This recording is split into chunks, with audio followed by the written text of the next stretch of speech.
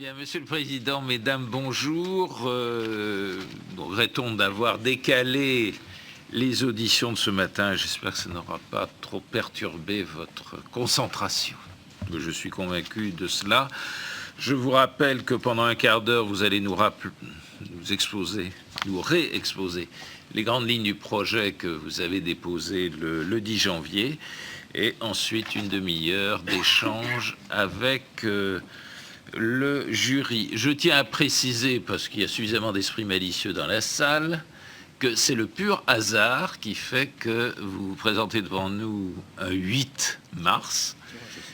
Il y a eu un tirage au sort, et ce tirage au sort aboutit à cela, et ça nous a amusé de faire ce constat, donc n'en tirer ni gloriole, ni sentiment d'inquiétude.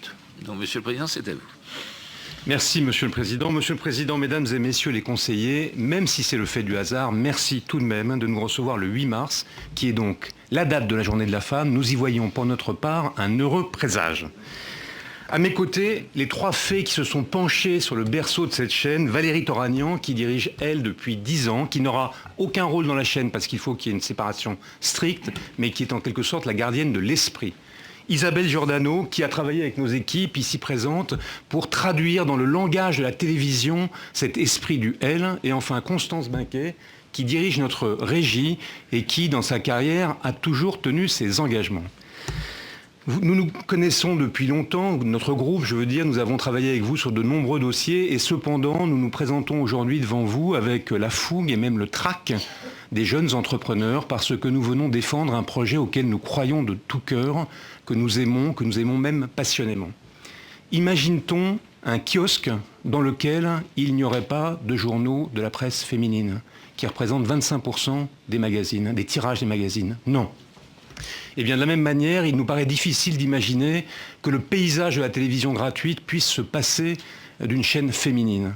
Combler ce manque, ce serait accomplir une révolution au sens le plus simple du terme. Il y aurait un avant et un après. Encore faut-il que ce soit non pas seulement une chaîne de femmes ou pour les femmes, mais que ce soit une chaîne de télévision de qualité, que ce soit en quelque sorte un geste audiovisuel comme on peut parler d'un geste architectural. Et c'est exactement ça qui nous réunit, c'est ça qui fait que nous avons de la passion pour ce projet. En quoi sommes-nous particulièrement qualifiés pour le défendre devant vous? D'abord parce que nous sommes le groupe français de médias féminins en presse et sur Internet. Ça veut dire 400 journalistes, ça veut dire des équipes marketing extrêmement pointues, ça veut dire la régie publicitaire la plus puissante sur ce secteur. En second lieu, nous avons montré notre savoir-faire en matière de production audiovisuelle de qualité. Nous sommes le premier groupe de production de stock en France et le deuxième de production de flux. Et en matière de création et de développement de chaînes de télévision de qualité, nous avons 9 chaînes, dont une que vous connaissez particulièrement bien, qui est un des succès de la TNT, Gulli. Enfin, dernier élément, nous sommes le groupe média français leader en matière d'audience numérique. Autrement dit, la chaîne LTV est la résultante de ces trois forces, notre professionnalisme en matière de médias féminins, notre professionnalisme en matière de télévision de qualité et notre professionnalisme en matière de développement numérique. Pour parler de ce projet, et d'abord pour en évoquer l'esprit de L. Es-tu là, Valérie Toragnan. Merci Denis. Monsieur le Président, Mesdames et Messieurs les conseillers, Elle, ce n'est pas seulement un magazine. Elle, c'est une histoire, ce sont des valeurs et c'est un regard. Alors d'abord, elles, ce sont des valeurs. Hélène Lazarev disait, Elle, c'est l'ironie dans le grave, le sérieux dans la frivolité. Pour ma part, j'ajouterai l'énergie, l'optimisme, la curiosité, la liberté, l'impertinence, l'engagement et puis surtout l'envie de s'accomplir à égalité avec les hommes. Elle, c'est une histoire, c'est l'histoire, le fabuleux destin d'un magazine français qui aujourd'hui est capable de parler à 21 millions de femmes dans le monde, en Chine, au Brésil, en Afrique du Sud, au Moyen-Orient, en Inde, aux USA, en Italie, partout autour de cette même vision, de cette même énergie, et surtout à chaque fois partout dans le respect des différences et des cultures de chacune. Elle, c'est un regard. Je crois que ce sont nos choix et nos partis pris qui intéressent les femmes et qui créent notre légitimité sur les sujets. Les femmes veulent des avis, elles veulent des opinions, elles veulent des points de vue sur tous les débats qui les intéressent. Et ils sont nombreux. Le travail, le couple, la conciliation entre la vie familiale et la vie privée, si difficile pour les femmes aujourd'hui, la famille bien sûr, les enfants, le style. Je ne sais pas si la ménagère de moins de 50 ans existe. Personnellement, je ne l'ai jamais rencontrée. En revanche, je connais... Toutes les femmes que je connais sont subtiles, complexes, différentes et très exigeantes. Notre exigence de qualité, eh bien, elle est juste à la mesure de l'exigence de ces femmes que nous connaissons et pour lesquelles nous travaillons. Voilà, pour toutes ces raisons, je pense qu'elle a une légitimité totale à se lancer avec succès dans ce projet de chaîne télé. Cette exigence de qualité en fera aussi une chaîne, j'en suis persuadée, qui intéressera les hommes. Car bien sûr, notre projet n'est pas de faire le prolongement du magazine, mais de créer une vraie identité originale de chaîne avec ce souci de l'exigence et de la qualité qui est l'esprit de Elle. Je pense qu'en 2012, il est plus que temps d'offrir aux femmes cette télé de qualité accessible à toutes qui leur manque. Nous sommes prêts, en ce qui nous concerne, à relever ce défi avec passion et avec enthousiasme. Et je pense que cette chaîne donnerait en plus une envergure supplémentaire, un souffle supplémentaire à elle qui est, ne l'oublions pas, aujourd'hui, partout dans le monde, le fleuron de la féminité et de l'art de vivre à la française. Merci beaucoup. Merci Valérie. Pour vous donner un avant-goût, parce que nous avons dit que ça devait être d'abord une télévision, un avant-goût de ce que serait sa couleur, sa petite musique, nous avons demandé à Loïc Prigent, qui est ici dans la salle et qui est le réalisateur fétiche de l'univers féminin, de nous faire un petit film.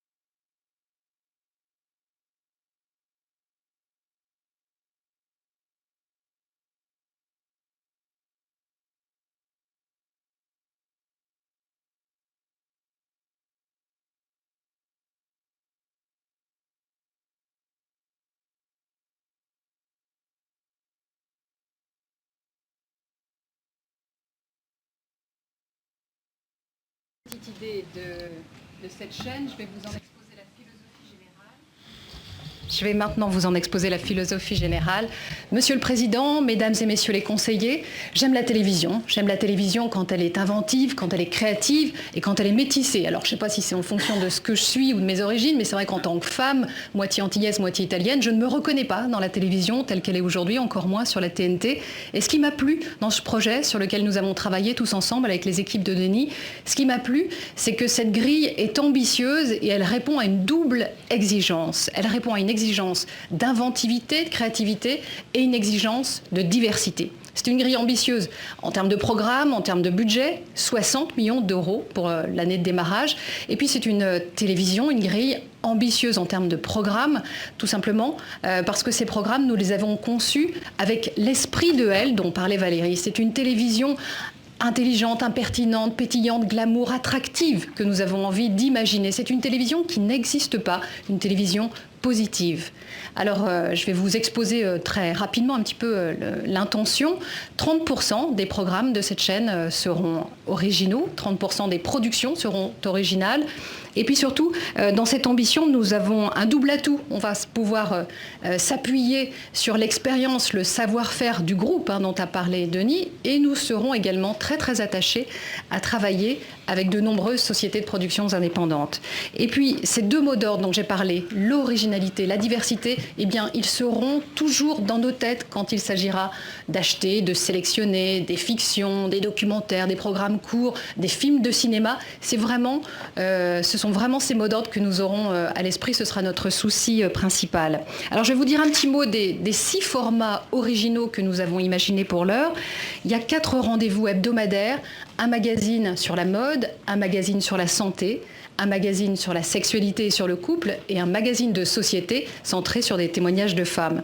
Et il y a également 2 autres rendez-vous qui, moi, me semblent vraiment emblématiques de ce qu'est cette grille de LTV. Le premier, c'est ce talk show quotidien, en direct, en avant-soirée. Tous les jours, il y aura donc autour d'une animatrice 4 chroniqueurs et chroniqueuses qui auront pour mission de feuilleter l'actualité du jour avec leur regard, ce fameux regard qui change tout, qui est un état d'esprit, comme l'a dit Valérie. On parle en ce moment, et là c'est la fan de cinéma qui vous parle, on parle de l'esprit intouchable. Et bien moi je crois qu'il existe vraiment un état d'esprit Elle. Moi je ne travaille pas à Elle, mais je pense avoir l'esprit Elle, moi qui le lis depuis maintenant une bonne trentaine d'années. Deuxième rendez-vous très emblématique de la chaîne, et là encore j'insiste un petit peu parce que c'est un rendez-vous novateur qui à mon sens n'existe pas aujourd'hui à la télévision ni sur la TNT. C'est un rendez-vous d'accompagnement professionnel centré sur le monde du travail. C'est bien sûr une des préoccupations majeures aujourd'hui. On a appelé cette émission le Mentor, et il s'agira donc de proposer de l'échange de savoir, de la transmission d'informations entre les générations, proposer du développement personnel, du coaching, voilà, des sujets en tout cas qui sont en ce moment vraiment dans l'air du temps et qui sont très attractifs. Avec ce budget, avec cette grille, j'ai vraiment l'impression que LTV comble un besoin, répond à un manque et a tout pour devenir une chaîne de référence. Je terminerai juste en disant que pour moi, pour y avoir travaillé avec Denis, avec ses équipes, c'est une télévision qui me plaît, pas parce que je suis une femme, mais tout simplement parce que c'est une télévision qui répond à un certain nombre de valeurs que je suis fière de défendre. Alors ces programmes, bien sûr, il faudra les financer. Je vais maintenant passer la parole à la 3e fée, qui est habillée en orange vif ce matin. C'est Constance Binquier. Merci Isabelle. Bonne fée, je ne sais pas, mais caissière certainement. Cette chaîne est ambitieuse dans ses moyens parce qu'elle inspire, ouvre les esprits, donne du sens. Chaque semaine, elle incarne la modernité féminine. Elle est la référence mondiale dans 43 pays, on l'a dit tout à l'heure. Elle est une marque forte, multicanale, sur les applis iPhone, sur le net, c'est un magazine, sur le hors-média. Et LTV devra être, de même, la référence féminine du paysage audiovisuel français. Nous n'avons pas le droit de vous décevoir, ni vous, Monsieur le Président, Mesdames et Messieurs les conseillers, ni notre public, et encore moins, quant à moi, mes annonceurs. Cette exigence de départ est certainement une contrainte d'un point de vue économique, mais c'est avant tout une opportunité exceptionnelle de donner le meilleur de nous-mêmes et d'engager tout le groupe.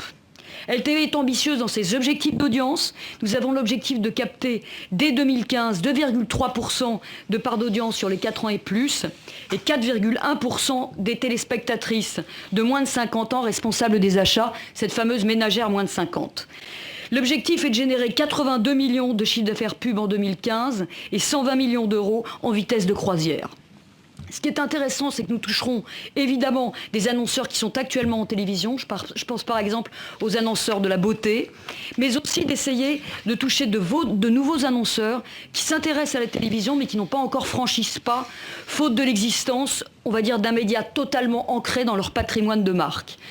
Et on pourra leur offrir en même temps de la puissance. Je pense par exemple aux annonceurs de la mode. Nous avons travaillé le plan d'affaires de cette chaîne de manière rigoureuse, bien sûr. L'équilibre d'exploitation est prévu en 2018 pour un investissement total en perte cumulée de 139 millions d'euros, avec un taux de rentabilité interne de 9% qui est dans les normes du groupe. LTV nous paraît donc un choix structurant pour la TNT. La chaîne pourra combler avec un haut degré de qualité une absence dans l'offre actuelle et sera pour notre groupe, pour notre régie, où il y a 76% de femmes, le pivot d'une offre multimédia, télévision, presse et digitale. Elle ouvrira aussi beaucoup de possibilités créatives 360 degrés pour nos annonceurs, c'est important. Ce sera le prolongement à l'écran de l'écrin que la marque Elle, multicanal, constitue déjà pour nos annonceurs sur le papier. Merci beaucoup.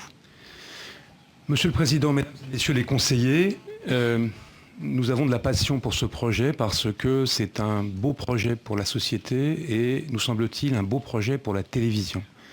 J'espère que nous avons eu la possibilité de vous convaincre, de partager avec vous cette passion. Nous y croyons, nous croyons que nous avons réussi à vous convaincre parce que c'est elle et parce que c'est vous.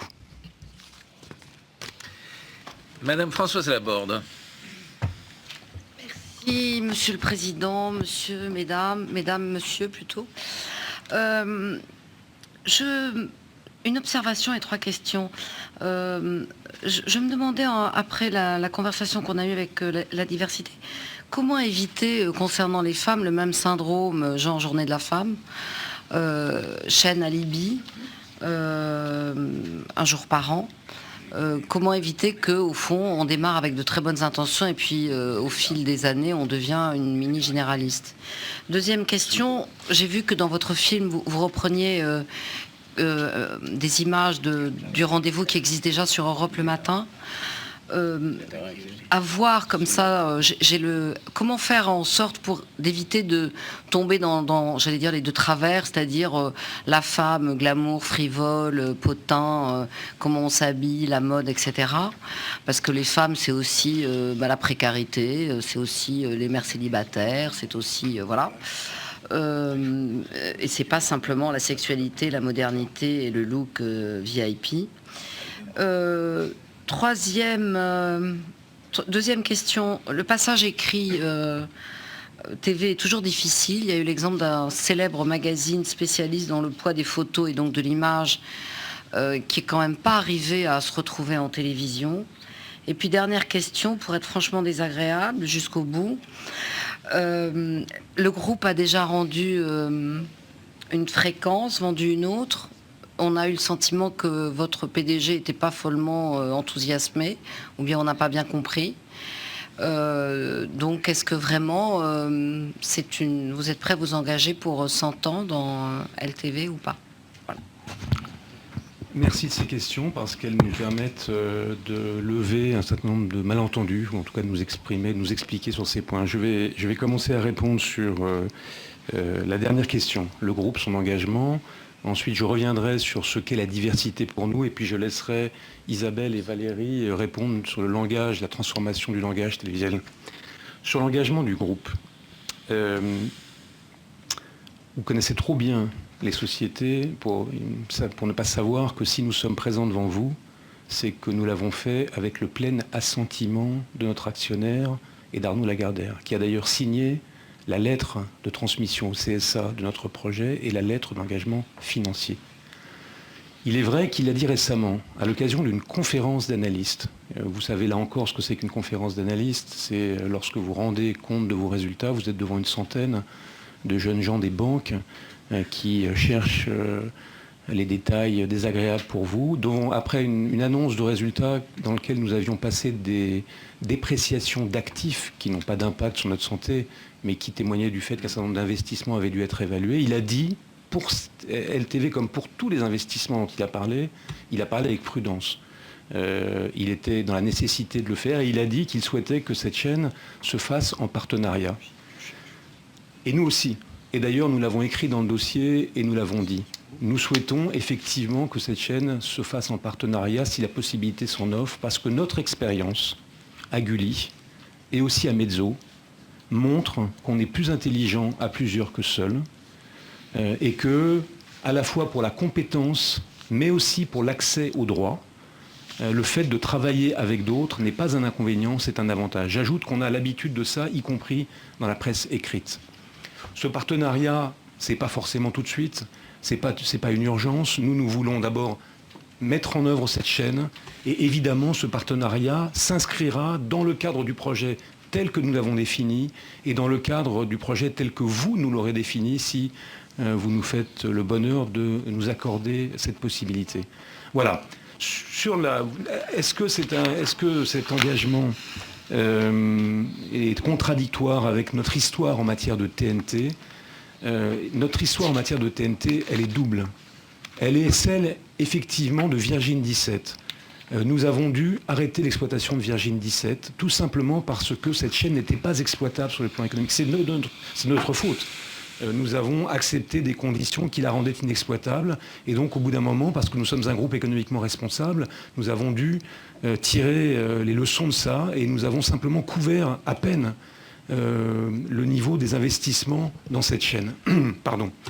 La suite a montré que ceux qui nous ont succédé n'étaient pas plus capables que nous de l'exploiter économiquement. Et j'ai entendu récemment Canal+, qui est le 3e titulaire de cette fréquence, dire que lui non plus ne savait pas comment l'exploiter économiquement dans ces conditions. Mais l'autre aspect de notre expérience de la TNT, c'est Gulli, une chaîne qui est un grand succès de la TNT et sur laquelle nous avons tenu strictement notre budget, nos échéances en termes d'audience, nos échéances en termes d'équilibre. Nous sommes aujourd'hui plus expérimentés sur la TNT, en particulier Constance, que nous ne l'étions au moment où nous avons lancé ces projets. Et donc nous ne nous serions pas lancés sur ce projet-là si nous n'étions pas convaincus que c'est un projet qui ressemble en termes de capacité de réalisation à ce qu'est Gulli, plutôt qu'un projet qui ressemble à ce qu'était Virgin 17. Voilà. Maintenant, sur la diversité, un 3e point, après je cède la parole à Isabelle et Valérie. Pour nous, la diversité, ça n'est pas un ghetto. Nous ne cherchons pas à attirer les publics de la diversité ou seulement les femmes sur notre chaîne. Nous voulons faire une chaîne qui exprime de fait, qui rende visible la diversité des genres, femmes et hommes, la diversité des origines, la diversité des préférences sexuelles, la diversité des conditions physiques, qui l'exprime visiblement, mais qui attire un large public parce que c'est d'abord une bonne télévision. Une télévision qui intéresse le public, une télévision qui est différente, qui apporte quelque chose. Mais nous avons envie, parce que c'est une chaîne différente, d'être une chaîne exemplaire du point de vue de la diversité. Nous souhaitons pouvoir introduire dans la convention qui nous réunirait, si vous nous donniez cette chance, des engagements en matière d'équilibre homme-femme, en matière de contrat, de clauses de diversité dans 100% des programmes que nous engagerions. Nous ferons passer l'ensemble des dirigeants de LTV, comme nous le faisons dans le groupe, dans des programmes de formation sur la diversité. Sur les programmes de flux, nous nous imposerons les experts, de faire appel aux experts. Je n'ai pas amené avec moi le livre qu'elle vient de publier, le livre, le guide des expertes. Elle a publié pour l'ensemble des chaînes de télévision et de radio un guide des expertes femmes pour qu'on ne puisse pas dire qu'on ne peut pas faire appel à leur talent. Et enfin, sur les handicaps, 40% des programmes Nos heures de grandes écoutes seront sous-titrés en 2015 et 24 programmes en audio-description dès le lancement. L'ensemble de ces engagements doivent faire partie de notre convention, seront vérifiés. Mais pour nous, une fois encore, qu'il s'agisse de la diversité homme-femme ou des autres diversités sur lesquelles nous souhaitons être exemplaires, c'est un effet visible de notre chaîne, ça n'est pas notre mobile, c'est pas ça qui nous, ça n'est pas la bannière sous laquelle nous nous plaçons. Isabelle et Valérie. Et j'enchaînerai en insistant sur ce thème de ghetto. C'est vrai que la télévision de programmes telle qu'on l'a imaginé, c'est tout sauf une télévision de bonnes femmes, hein, pour parler très concrètement. Et j'aime trop le cinéma pour réduire le cinéma à des films de femmes. Mais c'est vrai que ce qu'on a cherché à mettre en évidence, c'est avant tout des programmes de qualité. La vraie exigence, ça sera celle-ci, comme je l'ai dit, hein, c'est la diversité, c'est la créativité, l'inventivité. Ça sera d'essayer vraiment de construire des programmes populaires et de qualité. Les rendez-vous dont je vous ai parlé, les 6, bien sûr, il y a une émission sur la mode, ça intéresse les femmes, ça intéresse beaucoup de gens, les hommes aussi. Mais il y aura ce rendez-vous sur l'accompagnement professionnel qui, moi, me semble très emblématique. C'est une sorte de vitrine de la chaîne. Et quand on dit ça change tout, ça sera aussi un regard qu'on aura sur la société, sur le monde dans lequel on vit. Et vous l'avez vu dans les images, dans le petit film, c'est vrai que l'état d'esprit, et Valérie va vous en reparler, il marche sur 2 jambes. Il y a à la fois la frivolité, mais il y a aussi l'intérêt pour les sujets de société. Un magazine de société fort, avec des témoignages proposés donc de manière hebdomadaire. J'ai l'impression que l'attrait de cette grille, c'est d'avoir ces 2 piliers, d'être à la fois sur la frivolité et sur le sérieux. Mais Valérie, bien sûr, pourra en ajouter un petit mot. Madame Laborde, bien sûr, je suis extrêmement sensible à ce que vous avez évoqué, comme le disait Isabelle. S'il y a bien un magazine qui, depuis les débuts de son existence, marche sur ses 2 jambes et refuse absolument de choisir entre les questions sérieuses et les questions féminines, c'est bien elle. Et je crois que notre histoire, notre magazine parle pour nous. Nous avons toujours continuellement défendu les plus précaires, défendu le sort injuste qui était fait aux femmes, pas seulement en France, mais aussi à l'étranger. Accéder à un statut, trouver sa place dans la société. Hier, nous tenions à la Maison de la Chimie une journée consacrée à la promotion du travail au féminin avec des centaines de femmes et des expertes. Il y a eu des chiffres encore extrêmement affolants qui ont été donnés sur la difficulté des plus précaires. Il faut savoir qu'il y a 1 million de femmes qui travaillent en temps partiel subi aujourd'hui en France. Notre réflexion, c'est justement de se dire comment celles qui sont les plus nanties, les femmes cadres supérieures, peuvent aussi tendre la main aux plus exclus, aux plus précaires. Donc je crois que toutes ces questions-là nous passionnent et elles sont au cœur de l'identité de Elle. Donc bien sûr que nous aurons à cœur de continuer. C'est pas un alibi. Je pense que la journée de la femme, elle est pour nous 365 jours par an et peut-être d'ailleurs faudrait-il créer une journée de l'homme 1 fois par an et ça changerait. Et que nous, en tout cas, nous sommes prêts à continuer absolument à défendre ces valeurs qui sont les nôtres et qui sont ô combien importantes, surtout aujourd'hui en période de crise. Monsieur Alain Méhard. Merci, Monsieur le Président. Je voudrais, si vous me le permettez, Monsieur, Mesdames, prolonger une des questions de Françoise Laborde, celle relative au soutien sous condition. Je me réfère à la dernière livraison du JDD, ce n'est pas un journal suspect, le JDD pour vous, et il est écrit que le succès de Gulli montre la nécessité d'un partenariat qui donne accès aux droits. Alors ma question, elle est toute simple. Est-ce que ce partenariat est une condition préalable à votre démarrage, ou est-ce que vous partez seul, chemin faisant, vous rencontrez un promeneur et vous faites alliance et vous continuez le chemin ensemble? C'est ça ma question. Condition préalable ou plus tard? Et quelle garantie aura le CSA? Quelle lisibilité de la chose? Ça, c'est la première question. Si vous voulez y répondre, on passera à la seconde. Il n'y en aura pas 3, juste après. Ça n'est certainement pas une condition préalable, sinon nous ne serions pas là, puisque nous n'avons pas cherché à satisfaire cette condition avant de nous présenter à vous. Nous souhaitons... Ce projet, c'est notre projet. Je ne sais pas si on vous a fait passer la passion qui nous anime, mais en travaillant dessus, franchement, toutes les équipes qui sont derrière nous, on l'a fait avec un immense enthousiasme. Parce que nous y croyons comme un projet de télévision, parce qu'il est le résumé d'une série de forces de notre groupe, et parce que nous pensons qu'en termes de contenu, il est novateur. Donc c'est notre projet. Et nous serons désireux, comme chemin faisant, comme vous disiez, si cela est possible, de nous associer à d'autres gens qui partagent ce projet. La chose est possible. Je dois dire que nous avons eu des discussions informelles, mais en même temps, je ne crois pas qu'il faille... Avec un certain nombre d'acteurs du monde de la télévision, mais d'abord ils attendront sans doute la fin de vos décisions pour réfléchir à leur avenir. Et puis autre part, on n'est pas pressé, il n'y a pas d'urgence pour nous. C'est d'ailleurs la preuve que ce n'est pas une condition préalable. On croit à ce projet en lui-même. Donc si d'aventure nous parvenions dans les mois qui viennent, les années, à élargir à trouver ce partenariat. Une fois encore, la condition sine qua non de ce partenariat sera qu'il s'inscrive strictement dans les conditions qui auront été définies, et d'abord par vous, et ensuite, bien évidemment, nous reviendrons en parler avec vous. Mais il n'y a pas d'actualité immédiate. Ce projet, c'est notre projet. Seconde question est plus prosaïque, plus terre à terre. Un projet doit être valable, certes, mais doit être viable également. Je fais écho à vos propos sur les 82 millions de recettes publicitaires en 2015. On ne les a pas retrouvés dans le dossier. On n'en avait trouvé que 70, mais je crois que ça... En 2015 ? Oui, en 2015. AN+3, pour nous, c'est 2015. Oui. Donc il y a peut-être un problème aussi de calcul de la chronologie, si j'ose dire.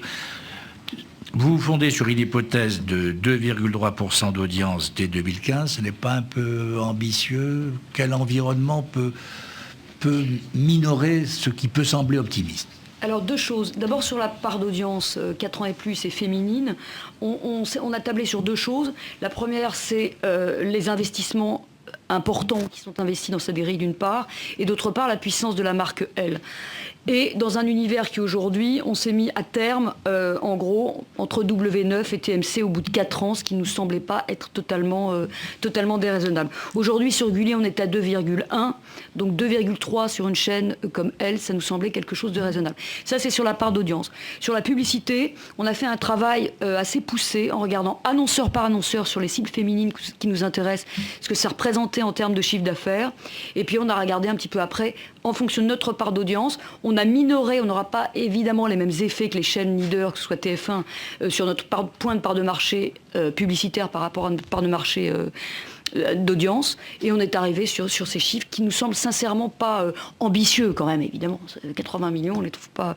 Mais je pense qu'en 2015, on a vraiment fait un travail extrêmement systématique avec tous les annonceurs de nos univers, en tablant sur une ouverture, comme je l'ai dit tout à l'heure, d'annonceurs en particulier sur certains secteurs comme la mode, à travers le parrainage, à travers les opérations spéciales, qui aujourd'hui ne sont pas à la télévision. De sécréter une part de publicité supplémentaire pour vous? Importante. Entre 10 et 20%. Totalement nouvelle. À travers du parrainage et des opérations spéciales. Je redis le chiffre, pardonnez-moi, parce qu'il est important. Je reviens sur le chiffre qu'a cité Constance. Avec 2,3% de part d'audience sur les 4 ans et plus, nous sommes dans le peloton de tête des chaînes de la TNT, mais nous sommes à 0,2 points de Gulli, qui est à 2,1 points. Donc il nous paraît qu'une chaîne de cette nature, de cette amplitude, séduisant un large public et ayant des programmes attractifs, a cette faculté d'atteindre ces niveaux d'audience. Merci. Madame Christine Kelly. Merci, Monsieur le Président. Comme je m'occupe de la publicité ici au CSA, je vais rester sur le même thème qui a été abordé. Pour dire que passer de la presse écrite à la télévision, c'est jamais très facile. Et passer de la presse écrite, même si vous avez parlé de la puissance de votre régie publicitaire, presse écrite, radio et télé, ça n'a rien à voir. Et d'ailleurs, les règles ne sont pas les mêmes. Selon le dossier de candidature, vous dites que le projet pourrait attirer des annonceurs, ça sera ma seule question, hein. Habillement, accessoires, textiles, présents dans la presse magazine haut de gamme mais absents en télévision. Comment est-ce que vous comptez les séduire? Mon unique question, merci. Juste avant de laisser la parole à Constance, vous savez, Madame la conseillère, que nous connaissons cet univers de la télévision. Donc les gens qui ont travaillé, qui sont derrière nous, qui ont travaillé sur la télévision, du point de vue des contenus, sont les gens, non pas du magazine Elle, mais sont des gens de télévision. Et les personnes à la régie qui ont travaillé avec nous sur ce modèle et qui l'ont préparé sont les équipes qui travaillent sur la télévision. Pas celles qui travaillent sur la radio, pas celles qui travaillent sur la presse écrite. Donc ce sont vraiment les expertises en matière de télévision, de marketing de la télévision et de publicité de la télévision que nous avons mobilisées pour ce projet. Ça, c'est par rapport à Elle. On parle quand même de Elle qui est presse écrite. Voilà, c'est-à-dire qu'on ne parle pas de Gulli, etc., ni de votre expérience précédente en télévision, mais c'est-à-dire que, par exemple, le monde des annonceurs que vous allez séduire sera les annonceurs de Elle presse écrite. Vous voyez ce que je veux dire? Donc c'est le rappel. Bien sûr, j'ai parfaitement compris votre question, tout à fait légitime, mais je voulais justement préciser ça. Je l'ai dit, l'équipe de Elle Presse ne participe pas à ce projet. Ce projet, il a été conçu par des équipes de télévision, purement de télévision. Elles participent parce que c'est l'esprit. Mais elle participe pas, Valérie n'a pas de rôle dans la chaîne, et le projet a été conçu et travaillé par des équipes de télévision, pas du tout par les équipes de la presse écrite. La seule chose qui est commune, c'est la marque et c'est l'esprit. Sur la régie publicitaire et sur les annonceurs, deux choses. D'abord, à la régie, nous avons une entité presse, une entité radio, une entité digitale et une entité télévision, où on commercialise Gulli, mais aussi des chaînes du CapSat, Arte, RTL9. Donc on a déjà une expérience à la fois commerciale et marketing à la régie importante en matière de télévision. Ça, c'est la première chose. LTV demain sera commercialisé par les équipes télévision de la régie. Sur le travail des annonceurs, c'est ce que je disais tout à l'heure, aller chercher des annonceurs qui sont actuellement en télévision, en particulier sur la beauté, qui sont assez puissants. Ça, c'est quelque chose qu'on fait pas facilement, mais tous les jours, et jamais assez. Et la deuxième chose, c'est d'essayer d'aller capter de nouveaux annonceurs. Alors pour qui, j'ai peut-être pas été assez précise.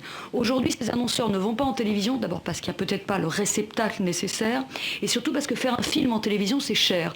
Et ces annonceurs n'auront pas forcément, demain matin, les moyens de le faire. En revanche, s'ils passent à travers des opérations spéciales qu'on est tout à fait apte à leur proposer, ce sera fait différemment, ce sera peut-être moins cher pour eux d'aller en télévision. Et on a vraiment travaillé, je l'ai dit tout à l'heure, on a fait un travail de haute couture et non pas de prêt-à-porter pour cette nouvelle partie d'annonceurs que nous espérons capter.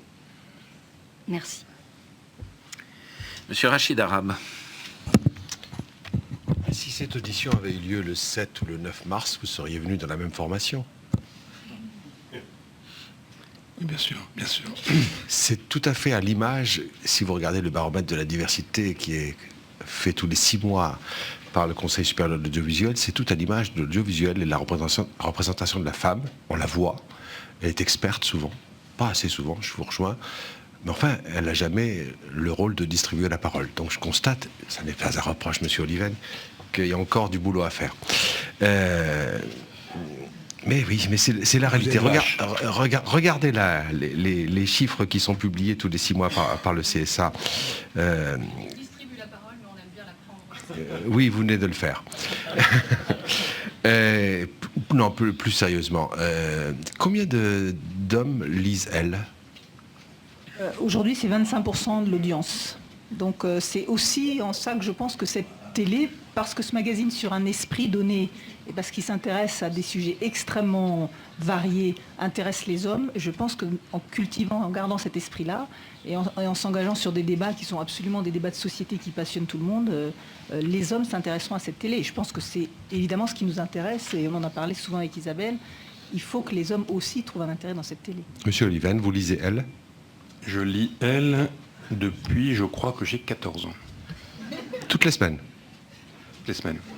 Je peux vous raconter son chemin de fer par le menu, Valérie peut en témoigner. Merci. Une dernière question précise également, qui fait référence au travail que fait le CSA sur la représentation de toutes les diversités, et notamment la question de la parité sur laquelle vous avez eu raison d'insister. Dans notre baromètre, bon, vous le voyez, hein, on est encore loin à la télévision, 35% de représentation des femmes globalement. Hein. Quand on rentre dans le qualitatif, c'est encore moins bon. Le travail est également fait par la Commission sur l'image des femmes qui montre les mêmes choses. Donc il y a plusieurs faisceaux qui mènent vers...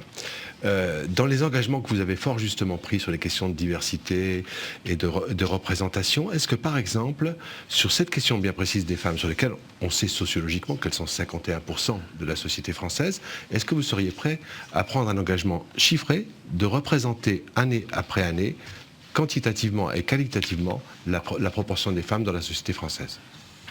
Je vous l'ai dit.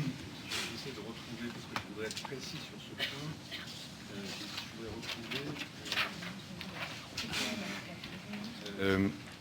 Oui. Monsieur Decker, vous n'êtes pas à la table. Pardon. Je lui rends son papier et je vis sans lui. D'abord, avant de vous répondre sur ce point, une observation. Je suis le président de cette chaîne, mais je n'en serai pas le directeur général, qui sera une directrice générale, si le projet voit le jour. Et donc, je ne distribuerai d'aucune manière la parole. Sur la diversité, oui, je vous l'ai dit, nous sommes prêts à prendre un engagement qui figurera dans la Convention sur la représentation visible de la parité, en tout cas de l'équivalence dans la représentation de la chaîne de ce qu'on voit dans la société française. Vous êtes prêt à vous engager autour du chiffre de 51% ? Il faudra qu'on discute ensemble de la manière dont on l'exprime et de la manière dont on le vérifie. Dans le mesure, oui. Mais oui, on est prêt à ce qu'il y ait un engagement ferme. Je vous l'ai dit, nous souhaitons que cette chaîne soit exemplaire de ce point de vue. Pas seulement du point de vue de la diversité homme-femme, de la parité homme-femme, mais du point de vue de la diversité en général. Et pour cela, nous sommes prêts à prendre des engagements dans la Convention qu'on pourra mesurer et dont on verra les progrès ensemble. Si je peux avoir un dernier engagement, j'en profite, je profite de l'avantage. Il y a également, et notamment c'est le cas au sein de Gulli, un certain nombre de plans de formation aux questions de diversité et de parité, avec là aussi des discussions avec le CSA pour la prise d'engagement quantitatif. Êtes-vous prêt à faire la même démarche concernant LTV?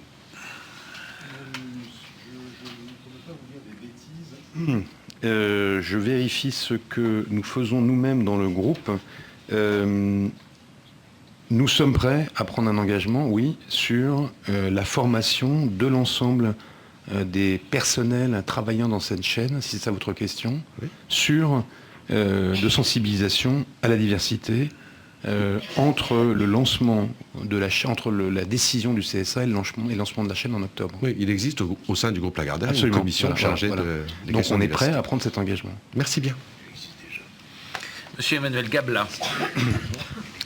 Oui, merci Monsieur le Président. Merci pour cette présentation. Effectivement, c'est le jour symbolique aujourd'hui. Je pense qu'on est très heureux qu'un certain nombre de dossiers, de projets présentés fassent particulièrement attention à l'image des femmes dans les médias. Le vôtre, bien entendu, y fait référence et y attache une importance toute particulière. Et du coup, il y a bien entendu tout de suite en écho la question que Rachid vient de poser, et que je leur dis simplement: quelle sera la place des hommes sur votre chaîne LTV? Quelle sera la place des hommes sur la chaîne? Quelle sera la place des hommes dans l'audience que vous comptez viser? On parle de 25% sur le journal. Qu'en sera-t-il sur la chaîne? Et question assez logique qui suit: quelle synergie faites-vous, quelle synergie envisagez-vous avec le journal au-delà de la marque, au-delà de peut-être certaines méthodes de travail? Quelle synergie concrète il y aura? Il y a la régie, bien entendu. Qu'est-ce qu'il y aura d'autre? Nous voyons que c'est un projet très élaboré, très structuré. On a déjà parlé tout à l'heure du coût de grille, un coût de grille très élevé qui a été cité à multiples reprises. Vous en avez déduit la nécessité de chercher un partenariat. Est-ce que la nécessité est là parce que le coût de grille est très important ou parce qu'il y a eu des déclarations récentes? Ça n'avait pas été indiqué dans le dossier de candidature. Et puis une petite dernière question ponctuelle, mais qui, je pense, est importante pour cette chaîne, puisqu'elle se veut, non pas miroir, mais en tout cas une émanation de elle. Elle tourne beaucoup autour de marques et de produits. Comment ces questions-là seront traitées au sein de la chaîne, et notamment les questions de publicité clandestine qui pourraient en découler? Je vais démarrer peut-être sur la partie programme, et c'est vrai que ce serait franchement ridicule de notre part de s'appeler LTV et de ne pas mettre des femmes à des postes de responsabilité, et ça serait ridicule de notre part de s'appeler LTV et de ne pas donner une belle part aux hommes. Quand je parle du talk quotidien, le talk donc en direct, le talk show en avant-soirée, j'ai parlé d'une animatrice qui est au centre, entourée de chroniqueurs et de chroniqueuses. Là encore, ce serait vraiment ridicule au jour d'aujourd'hui, d'essayer de dire qu'il y aura 20% d'hommes ou 30% d'hommes autour de cette animatrice. Ce que nous défendons aujourd'hui, c'est un état d'esprit. J'ai vraiment insisté à la fois sur ces deux mots d'ordre, ces deux valeurs qui sont les nôtres, qui sont la diversité d'une part et la créativité. L'état d'esprit de LTV, c'est d'essayer d'inventer des programmes nouveaux, d'inventer des programmes qui n'existent pas. Moi, ce qui m'intéresse et ce qui m'a toujours intéressé dans mon parcours, que ce soit à Canal+ ou à France Inter, c'est d'essayer d'imaginer de nouvelles écritures. L'objectif principal des programmes ici, à LTV, c'est d'essayer d'avoir autre chose que de sempiternelles émissions de plateau, essayer d'inventer de nouvelles écritures. Quand on dit ça change tout, c'est vraiment ce qu'on essaye d'insuffler, c'est une bouffée d'air frais. Et quand on parle des femmes, de la manière dont les femmes peuvent faire de la télévision, toutes les études, et Valérie pourra vous le dire, prouvent que quand les femmes travaillent, elles travaillent différemment des hommes. Quand les femmes managent, elles managent différemment des hommes. C'est cet état d'esprit, avec des hommes bien sûr autour de nous, qu'on va essayer d'insuffler dans ces programmes, et on fera tout bien sûr pour que ça soit cohérent et que ça soit surtout une télévision appétissante, séduisante, intelligente et impertinente. Et avec ces valeurs qui sont celles des femmes, qui sont aussi celles de la solidarité, de la citoyenneté, etc. Puisqu'on sait bien, ce sont les valeurs qui sont plébiscitées par les femmes. Voilà donc pour la partie programme. Donc je vous rassure, il y aura des hommes autour de nous. Il y aura des hommes autour des femmes et il y aura... Ah pardon, tu voulais dire un mot peut-être? Non, et il y aura des hommes évidemment parmi les téléspectateurs de cette chaîne, sinon nous n'atteindrions pas les objectifs que nous nous sommes fixés. Certes, nous avons des objectifs importants en termes de femmes responsables des achats de moins de 50 ans, mais notre objectif global pour les 4 ans et plus de 2,3 suppose, puisqu'en gros, cette catégorie fait à peu près la moitié, d'avoir le reste, c'est-à-dire des personnes plus âgées que 50 ans et aussi des hommes. Je ne sais pas quelle est la proportion exacte, je ne sais pas si Constance le sait, je crois que de mémoire c'est de l'ordre de 30 à 40%. Sur le coup de grille, mais peut-être que tu voulais rajouter un mot sur le... Juste un mot pour vous dire que cette question est très importante. Je crois qu'aujourd'hui, et y compris par rapport aux engagements qu'on défend nous en tant qu'elles par rapport aux femmes, ce qui est moderne, c'est de dire qu'on ne fera rien sans les hommes. C'est une vraie conviction profonde que j'ai. Aujourd'hui, si on veut que ça change dans l'entreprise, si on veut que ça change parce qu'il faut aussi que les hommes s'inscrivent plus dans la sphère domestique et les femmes plus dans la sphère sociale et professionnelle, il faut que ça se partage. Il ne faut pas qu'on soit les uns contre les autres, il faut qu'on soit ensemble pour en parler. Et je crois beaucoup vraiment aux vertus de la mixité à l'antenne, l'idée qu'on parle entre hommes et entre femmes et qu'on s'explique et qu'on avance ensemble. C'est une vertu, à mon avis, importante que pour avoir cette chaîne. Sur le coup de grille, qui est votre deuxième question, oui, ce coup de grille est important, mais il est la contrepartie de la qualité de cette chaîne. On ne pourrait pas atteindre l'objectif que nous nous sommes fixés en termes de recettes d'audience et de recettes publicitaires, et puis en termes de rayonnement, si nous n'avions pas ce coup de grille et les obligations y afférentes. Mais est-ce qu'il pèse dans l'envie que nous avions d'avoir un partenariat et que nous avions signalé dans le dossier? Ça n'est pas la raison unique, ni la principale. La principale, c'est plutôt notre expérience de réussite en matière de télévision. Est-ce que ça nous faciliterait la vie? Sans doute pas du tout aux bornes du groupe Lagardère, pour lequel cet investissement est tout à fait minime. Mais aux bornes de la partie média du groupe.